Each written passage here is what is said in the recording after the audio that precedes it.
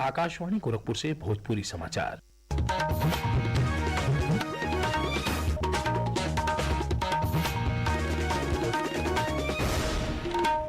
नमस्कार, समाचारों के साथ हैं हम वेद प्रकाश पाठक। प्रधानमंत्री नरेंद्र मोदी तमिलनाडु के कोयम्बटूर में आज आयोजित दक्षिण भारत प्राकृतिक कृषि शिखर सम्मेलन 2025 से प्रधानमंत्री किसान सम्मान निधि का 21वीं किस्त जारी कैले।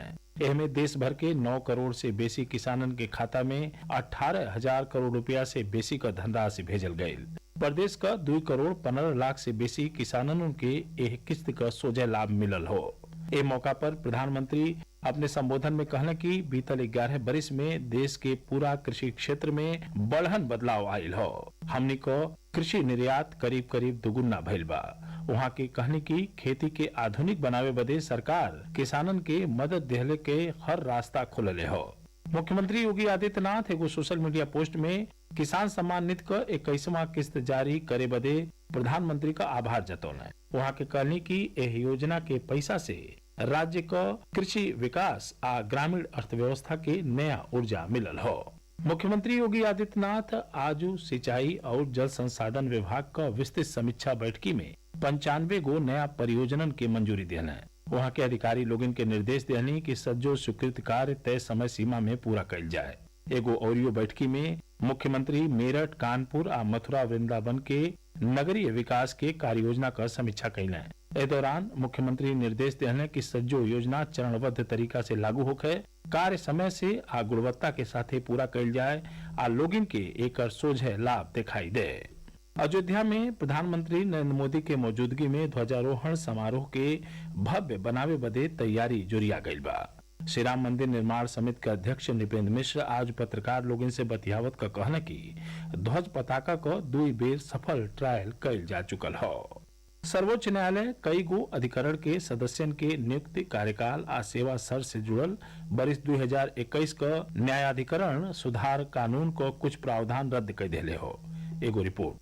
मुख्य न्यायाधीश D.R. गवई और न्यायमूर्ति के विनोद चंद्रन की पीठ ने कहा कि ये प्रावधान केंद्र द्वारा मामूली संशोधनों के साथ फिर से लागू किए जा चुके हैं। पीठ ने कहा कि रद्द किए गए प्रावधानों से शक्ति विभाजन के सिद्धांतों का उल्लंघन हो रहा था। पीठ ने कहा कि लंबित मामलों की अधिकता से निपटना न्यायपालिका की एकमात्र जिम्मेदारी नहीं है, सरकार को भी यह दायित्व उठाना चाहिए। न्यायालय ने सेवा काल संबंधी पहले के दिशा निर्देश बरकरार रखे। अदालत ने स्पष्ट किया कि आयकर अपील अधिकरण तथा सीमा शुल्क उत्पाद और सेवा कर अपील अधिकरण के सदस्य 62 वर्ष की उम्र तक सेवा में रहेंगे, जबकि इनके अध्यक्ष या प्रमुख 65 वर्ष की उम्र तक सेवारत रहेंगे। समाचार कक्ष से प्रेमचंद्र गुप्ता। नरेंद्र मोदी सरकार की ओर से कई गो क्षेत्रन में जीएसटी दर कम कैले के सतही 22 सितंबर से जीएसटी बचत उत्सव शुरू भइल। ऐसे देश भर के लोगन के फायदा मिल रहल बा। एगो रिपोर्ट।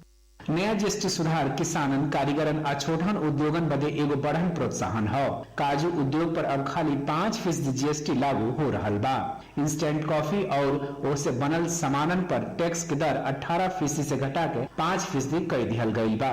मछली पालन आ समुद्री प्रोसेस्ड फूड पर अब जीएसटी घटा के 5% कर दिहल गई बा। आयुर्वेदिक दवाई आ स्वास्थ्य सेवा पर अब 5% टैक्स लगावल गई बा, जैसे 6 से 11% लेके बचत भइल हो। इस सुधार से प्रमुख क्षेत्रन पर टैक्स का बोझ कम हो गई बा।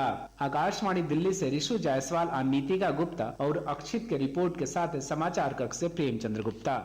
भारतीय अंतर्राष्ट्रीय फिल्म महोत्सव का 56वां संस्करण बिहने से शुरू होकर 28 नवंबर 2025 ले गोवा के पणजी में आयोजित हुई। एगो रिपोर्ट।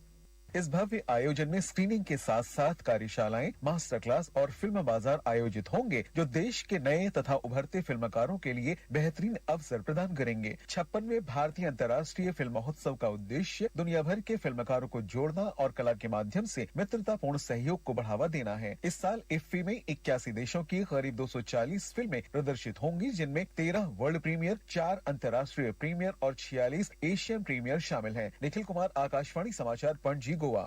गोरखपुर का जिला निर्वाचन अधिकारी दीपक मीणा विशेष गहन पुनरीक्षण SIR अभियान में राजनीतिक दलन से सहयोग का अपील कैले हमें।